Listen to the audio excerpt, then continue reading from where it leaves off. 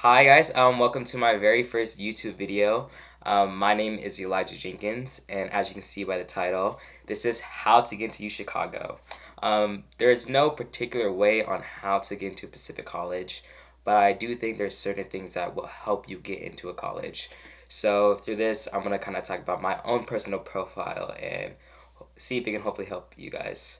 I honestly was very hesitant on making this video because I'm sure if you're watching this video, you're probably a follower of the Reddit subpages, applying to college and chance meet results, college results. Very toxic subreddits, but they are very helpful if you don't know what you're doing. I personally use them throughout my whole entire college application process, so I definitely recommend it, but don't take everything in there so seriously.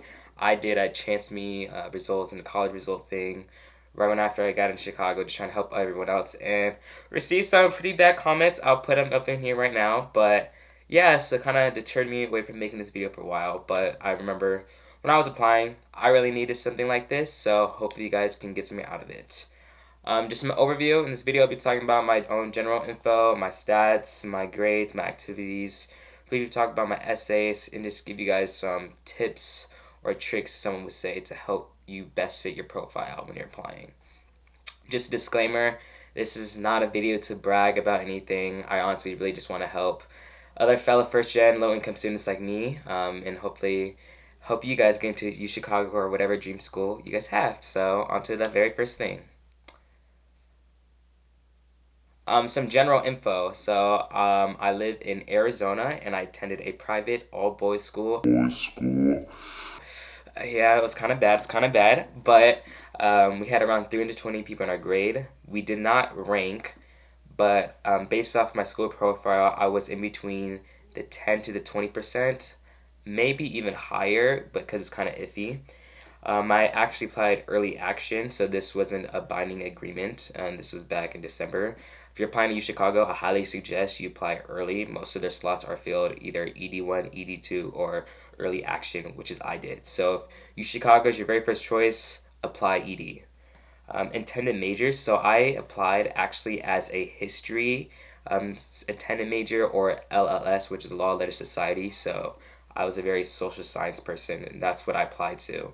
One thing I would say is that UChicago is one of those top schools where if you apply undecided, it's not like a deal breaker. They're all about knowledge and learning different stuff. So if you apply undecided, don't seem like deterred of you applying early. Stats. So now let's talk about grades. So I'm actually gonna put my transcript up here for a second, like right here, and I'll just go through it on my iPad right here. So as you can see, freshman year I had 3 Bs. A lot of people think you have to have all Bs throughout your all A's throughout your 4 years, and I'm clearly a case where that was not true. As you can see, freshman year I did kind of iffy, first year trying to adjust. Sophomore year, I actually did kind of bad. My very first semester, I had 4 Bs and 2 A minuses. So for my school, anything in 93 and below is an A minus, by the way. Um, I will say my very first semester, sophomore year, I broke my leg, and so that kind of messed up my grades a bit. So if you have something that kind of messed up your grades, I highly suggest writing about it in the additional info section, and get your counselor to write about it in their recommendation. So if you're not don't have a close personal relationship with your counselor, just ask them, hey, my sophomore year I had this mental health issues going on, my father was sick, or something along that nature, to help the colleges better understand why your grades kind of dipped that year. Junior year, this was the COVID year, so my grades kind of went up a bit. I did have 1 B+ first semester, and then that's my senior year. Only the first semester really counted, but I had all A's. So colleges really like to see you challenge yourself, and I feel like my transcript surely did show I challenged myself. I took approximately 1, 2, 3, 4, 5, 6, 7, 8, 9, 10, 11 total APs, and that was definitely challenging myself. So AP scores that I got though, sophomore year I got a 3 on APUSH, and I was actually kind of iffy about sharing my APUSH score because I'm applying as a history major, and having a 3 in APUSH doesn't really show the quality of my skills. But I kind of was like, no, it's passing. It was COVID test. I think it was good enough to send. I'd rather not send it, and it shows like you're applying to history major, why wouldn't you send your score? So I sent it anyway. AP Bio, I got a 3. I did send that score actually, and I got a 3. But biology STEM was not what I was applying as anyway, so it wasn't going to hurt me, I thought, because, STEM is not my expertise, so they're not going to care as much. AP Lang, I got a 5. AP Macro, I got a 4. AP Psych, I got a 4. And AP US Government and Politics, I got a 5. So one thing I like to make known is that my AP Psych class, I took it online through a program my school offered. And in my additional info section, I talked about how I did this program online to show that I was trying to bring out my GPA. So if you have like certain instances like this, that's not really clear on the transcript on how it's there, highly recommend you explain to your college or university how you took the class and how it's extra more challenging throughout your year. So that's what I personally did to show that I was going above and beyond. And then senior year, I've taken all these tests. I don't know if I'm gonna get 4s or 5s, hopefully at least 3s. I don't know. It doesn't really matter anymore, but I took AP English Literature, AP Calc AB, AP Environmental Science, AP European History, AP Comparative Government Politics. So most of my APs this year were a lot of like social science, e-based, so Euro, Comparative Government, English, so just like English nature. But I did do APES online, so I took another class online this year because I felt like I needed 4 years of a science. I didn't want to break it. I did drop a Spanish class, so I stopped at language this year. So I did AP Environmental Science online. And once again, in my additional info section, I talked about how I'm taking an additional class online. So as you can see, I don't have the best transcript as most people who get into these top colleges, but I challenged myself and pursued classes that I was interested in. So I didn't take AP Physics, I didn't do stats, I didn't do computer science or principles. I wasn't interested in those. I took APs that mattered to me. And I think colleges really like that when you pursue APs that are challenging but also align with what you want to be later on. So I don't suggest you just take an AP for sake of taking an AP unless you don't have many APs in your school and you need to show you're challenging yourself. But if your school has a lot of APs like I did, I suggest you take the APs that matter to you and help you further your passions later on. So as you can see, my GPA, when I applied to early, I had a 3.79 unweighted GPA and a 4.26. So that was the very first semester, senior year when I was applying. SATs. So I had a really loving-hate relationship with SATs and ACTs. I took the ACT 4 times. It was a lot. And I took the SAT 4 times, which is a lot. I honestly don't like standardized testing. As a first-generation student, I didn't really understand the importance of SATs or ACTs until my senior year. So I really had no time to study, and I didn't know how to study. I was trying to study both tests at once, which I don't suggest doing. Pick one test and just study for that and commit to it. But I was studying for both tests at once and taking tests throughout the year of my junior year. And the highest score I got in my ACT was a 30. Very first test I took was a 24, so I took it 4 times and got a 30. And then for the SAT, I took it 4 times, and all I could get was a 1400. And they weren't fitting my profile that much, so I didn't really send it to UChicago. I sent it to certain schools, and I still got in. So if your test score is not where it needs to be, just make sure you have other stuff in your profile that kind of bolsters it, and which I'll get into later.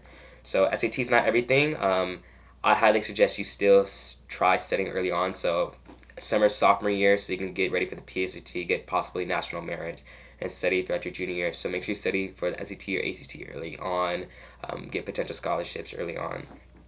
But if it's not a deal breaker as long as you have other stuff going on, because the college process is truly holistic.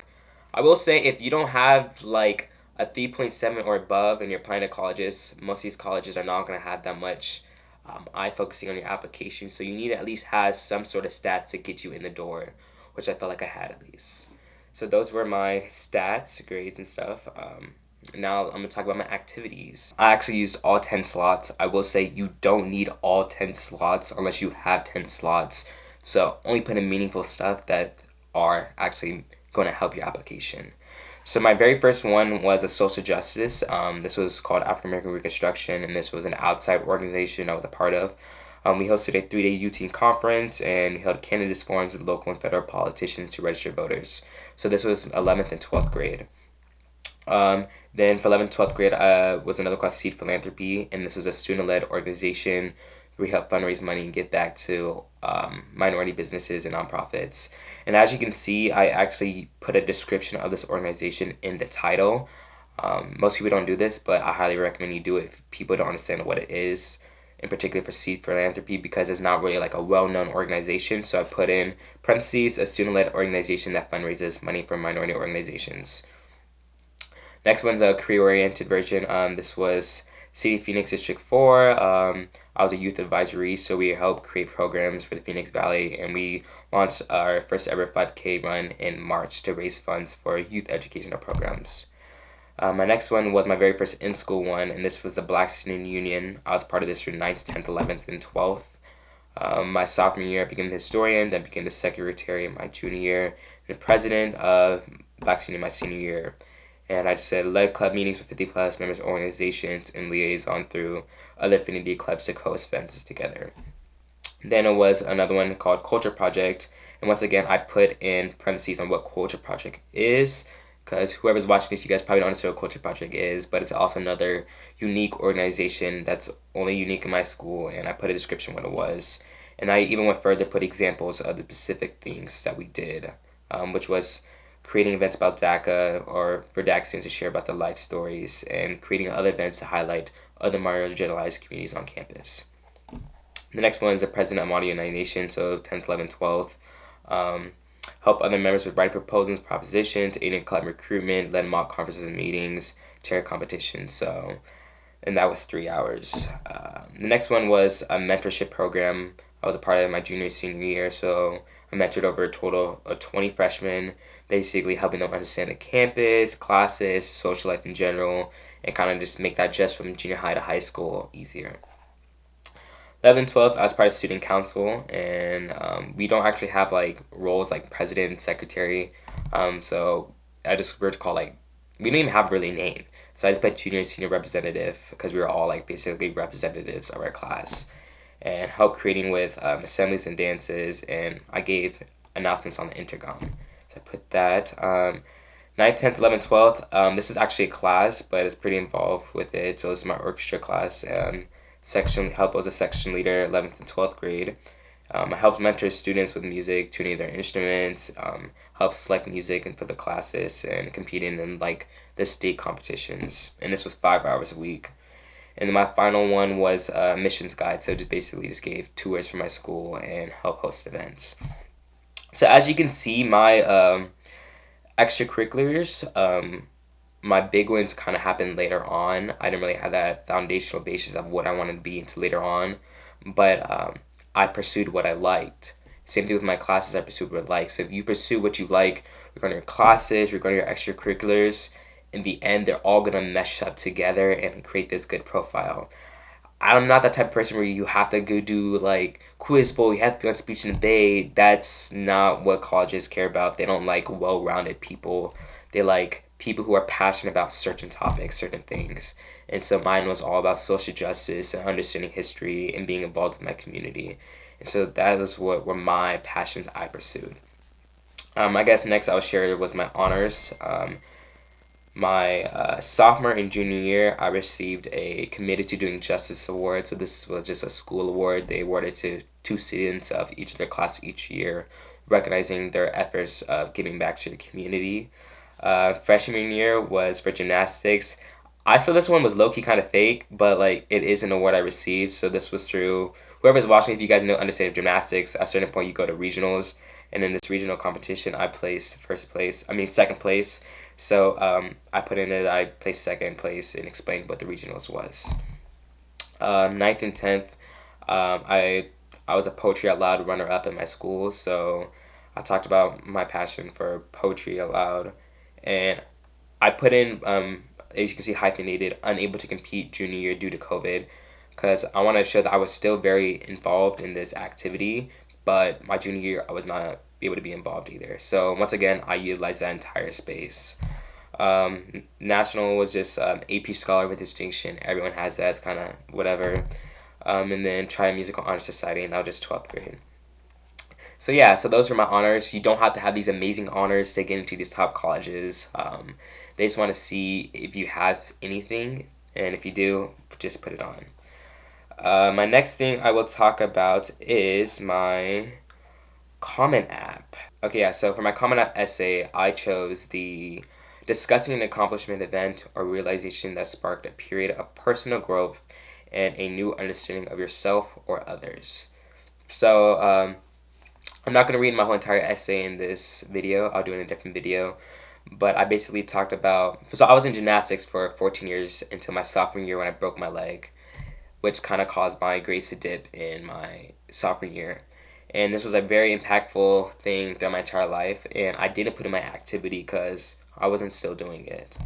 And so my essay was about my gymnastics and how breaking my leg kind of inspired me to pursue a passion through social justice. People say to not write about sports. I disagree. I think anyone can write about anything they want as long as it is unique. So as long as your topic is unique, you should write about it. So I wrote about how gymnastics affected me and changed me throughout my entire life and how it led me to become the person I am today. So I chose option 2 for my UChicago writing prompt, which was what's so easy about pie? This was kind of like a whatever type thing. It wasn't super duper unique, but I talked about my relationship with my grandmother and how she would bake us desserts for Christmas, and particularly pies. And so the whole thing was talking about my narrative with my relationship with my grandmother, and it ended with what's so easy about pie is that it's the easiest demonstration of love one can give to another. So it was not a quirky essay. People say you need a quirky essay for UChicago. I personally believe I'm not quirky, and I just wrote something that was like very like touching my heart. And as I said, I was playing at University of Pennsylvania, and I didn't think I was not going to get into UPenn. I know it's kind of dumb to say, but I was head over heels over that school. And when I wrote to UChicago, my essay was kind of like a backup. And so I was just writing, just letting it flow. And I think that's what's it about. When you write these college essays, people can make it so strategic that it's not yourself anymore. So when you write these, honestly, just have fun with it. And particularly your UChicago essays, they really want to know who you are. So that's what I did, and I kind of just wrote from the heart. The next one was the Why UChicago essay. So honestly, looking back at it, when I wrote it, it was kind of like a gimmick type essay. I didn't think it was like, you're going to see in a second, but I kind of just wrote it as like, I don't know if they're going to think about it, but I wrote about my admissions officer who came to my school and to talk about UChicago. And I wrote about specifically how he wore a UChicago mask and it matched with his outfit. So it starts off with me talking about how I was caught off guard by seeing this UChicago officer match his mask with his outfit during the pandemic, and how it was so UChicago of him and quirky for him to do that compared to other missions officers who don't do that. So that's what I kind of did to get the attention of my missions officer right at the back. Turns out, I guess it was Will Smith who read it, and I didn't realize that when I was writing it. But yeah, and then I went on there to talk about the certain classes I want to go take and what I want to do outside the classroom and how UChicago just make me a better person. So next video, I'll talk to you about that as well. Alright guys, I hope you guys liked this video, enjoyed it, and learned something new. If you have any questions, feel free to comment, DM me on Instagram. I will happily let you guys know on anything. But just know, this is just not a correct way to get into a certain school. And I hope through this video you realize that I'm not perfect. You don't have to be perfect to get there. You just have to have a passion to pursue this greater knowledge that UChicago calls. And yeah, if you have anything else, make sure to hit me up or check out my other videos. Thank you.